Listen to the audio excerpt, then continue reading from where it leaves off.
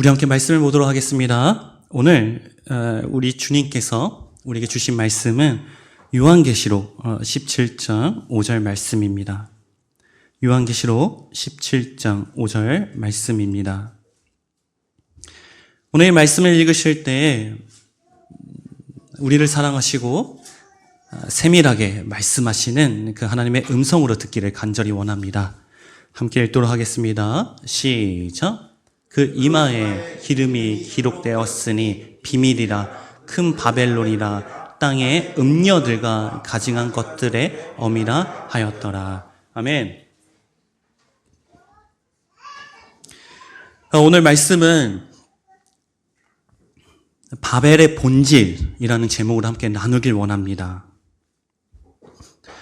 우리가 지난 주일날 교회의 본질에 대해서 함께 나눴습니다. 교회는 헬라어로 에클레시아라고 합니다. 그 바깥을 의미하는 에클과 그 다음에 부르다, 초대하다의 의미를 가진 칼라오 그 두 용어의 합성어가 바로 이 에클레시아입니다. 여기서 말하는 그 바깥의 의미는 그냥 장소적 개념이 아니라 두 주인을 섬길 수밖에 없는 그 심령의 상태, 그거를 장소적 개념으로 말한 것이 바로 이 바깥입니다.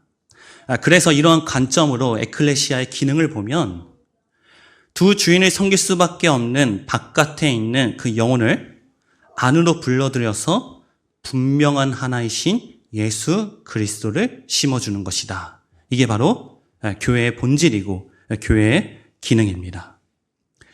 그런데 여기서 우리가 질문할 것이 있습니다. 전능하신 하나님께서는, 즉 전능하신 하나님이신 예수님은 왜 홀로 교회를 세우지 못하실까요? 왜 전능하신 하나님은 반드시 사람을 통해서 교회를 세우시고자 하실까요? 우리가 하나님의 전능성에 대해서 우리가 반드시 기억해야 될 것은, 하나님의 전능성은 하나님의 목적성을 염두에 두고 이해를 해야 합니다. 우리를 향한 하나님의 목적은 단 하나밖에 없습니다. 원래 하나님과 하나였던 우리가 하나님을 떠나 이제는 둘이 된 우리와 함께 화목하는 것이 바로 하나님께서 우리를 향한 유일한 목적이십니다. 우리 에베소서 2장 12절부터 14절 보도록 하겠습니다. 시작. 그때 너희는 그리스도 밖에 있었고 이스라엘 나라 밖의 사람이라. 약속의 언약들에 대하여 외인이요 세상에서 소망이 없고 하나님도 없는 자이더니 이제는 전에 멀리 있던 너희가 그리스도 예수 안에서 그리스도의 피로 가까워졌느니라. 그는 우리의 화평이신지라 둘로 하나를 만드사 중간에 막힘을 하시고. 아멘.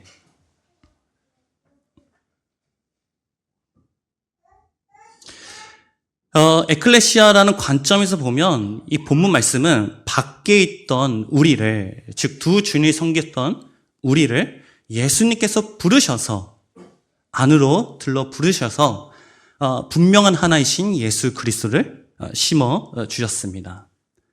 이러한 상태를 화목이라고 하며, 우리 지난주 말씀에 따르면 이러한 상태를 페트로스, 흔들리지 않는 기초 반석이라고 합니다. 이러한 반석 위에 예수님께서는 교회를 세우십니다. 이것이 바로 교회의 본질입니다. 그래서 교회는 분명한 하나가 있어야 됩니다. 아니, 분명한 하나만 있어야 합니다. 그게 바로 우리 교회의 중심교회인 줄로 믿습니다.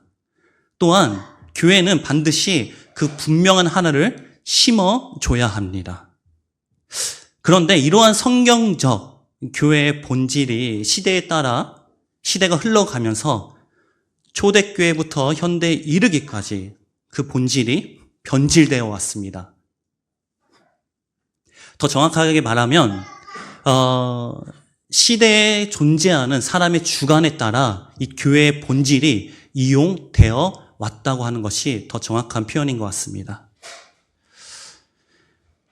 현대에 와서는, 현대에서 의미하는 교회는 어떤 사회를 개선시키기 위한 일종의 기능이나 장치로 여기는 경우가 많습니다. 우리 19세기 유명한 사회학자인 에밀 듀리켐이라는 학자는 교회에 대해서 이렇게 정의합니다. 교회라는 곳은 공통된 신념을 공유하는 집단이다. 그리고 그 교회에서 행해지는 여러 가지 프로그램, 의례, 예배, 그러한 것들은 그러한 집단의 결속을 더 강화시키는 장치이다. 그 사회학자에 따르면 교회라는 곳은 사회를 위한 일종의 기관에 불과하다는 것이죠. 실제로 현대에서 교회는 굉장히 많은 사업을 또 진행하고 있습니다. 이렇게 교회의 본질이 변질된 이유는 무엇일까요? 교회의 본질을 위해서 사용하고 있는 그 도구들이 전복이 되어서 이제는 본질을 앞서 그 도구가 교회의 본질이 되었기 때문입니다. 이러한 현상은 바울 시대에 교회에서도 일어났던 현상입니다. 고린도전서 1장 11절에서 12절 보도록 하겠습니다. 시작. 내 형제들아, 글로의 지편으로서 너희에게 대한 말이 내게 들리니 곧 너희 가운데 분쟁이 있다는 것이라. 이는 다름이 아니라 너희가 가까이 이르되 나는 바울에게, 나는 아볼로에게, 나는 게바에게, 나는 그리스도에게 속하 자라 하는 것이니. 아멘. 이 본문은 고린도 교회에 대한 내용입니다. 근데 성도들이 지금 나는 게바파다, 나는 바울파다, 나는 그리스도파다, 나는 아볼로파다, 파벌 싸움이 지금 일어나고 있는 것이죠. 분쟁이 일어난 것입니다. 이러한 고린도 교회에 이런 분쟁이 왜 일어났을까요? 우리가 기억해야 될 것은 교회에서 일어나는 분쟁은 반드시 사람 때문에, 환경 때문에, 상황 때문에 일어난 것이 아닙니다. 자, 이러한 파벌싸움, 교회의 분쟁은 그 사람의 심령의 분열에서 비롯된 것입니다. 우리 고린도전서 1장 10절 보도록 하겠습니다. 시작. 형제들아, 내가 우리 주 예수 그리스도의 이름으로 너희를 권하노니 다 같은 말을 하고 너희 가운데 분쟁이 없이 같은 마음과 같은 뜻으로 온전히 합하라. 아멘. 자, 본문에서 등장하는 저 분쟁이라는 용어가 뭐냐면 헬라어로 스키조라는 단어입니다.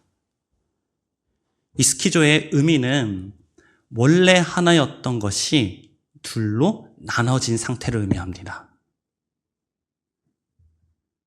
즉, 고린도 교회에서 일어난 그 분쟁은 원래 하나였던 그 공동체가 이제는 둘이 된 것이죠.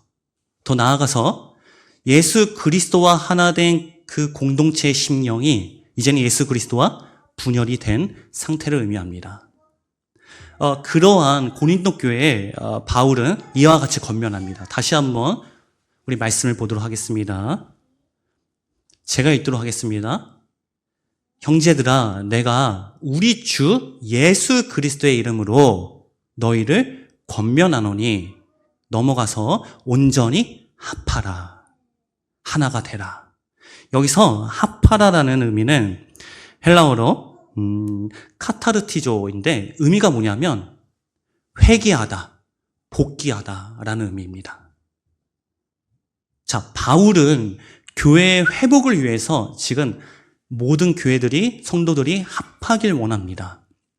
근데 그 합하다라는 것은 원래 있던 자리로 다시 돌아가라는 의미입니다.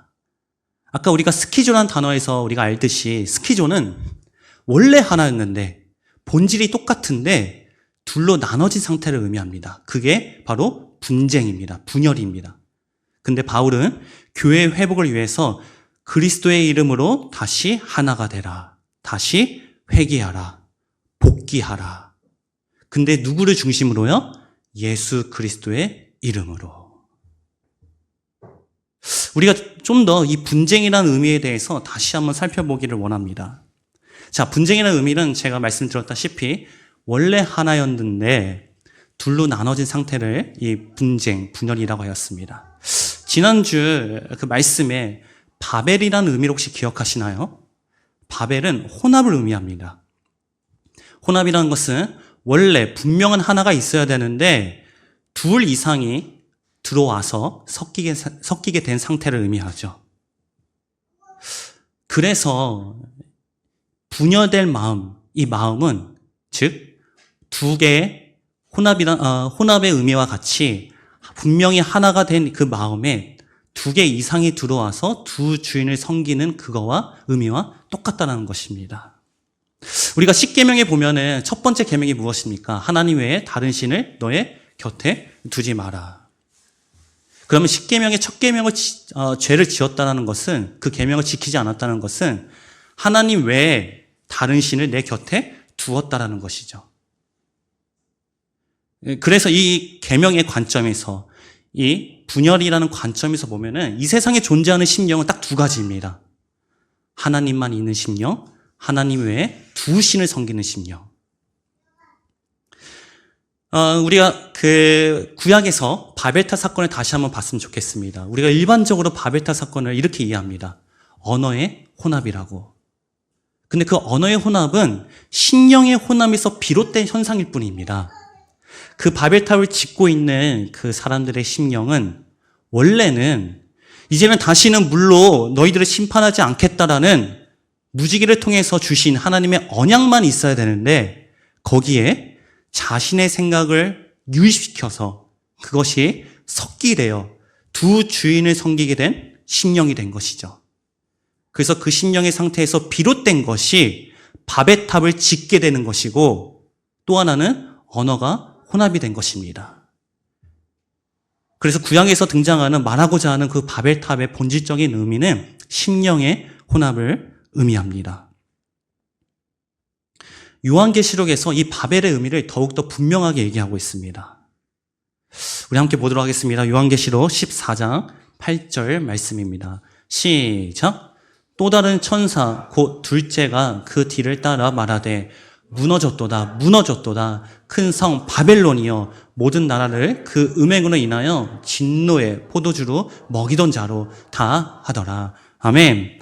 그 다음에 본문 말씀이 요한계시록 17장 5절 말씀입니다. 시작. 그 이마에 이름이 기록되었으니 비밀이라 큰 바벨론이라 땅의 음녀들과 가증한 것들의 어미라 하였더라. 아멘. 이 두 구절에서 공통적으로 드러나는 용어가 있습니다. 뭐가 있을까요? 바로 음녀입니다. 음행. 이 음행, 음녀라는 말은 간음을 의미합니다. 간음.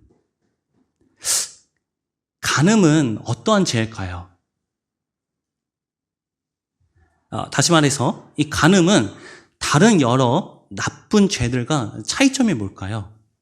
첫 번째는 뭐냐면, 자, 여기서 간음이라 하는 것은 나에게 분명한 하나인 배우자가 있음에도 불구하고 다른 이성과 관계를 맺는 것입니다.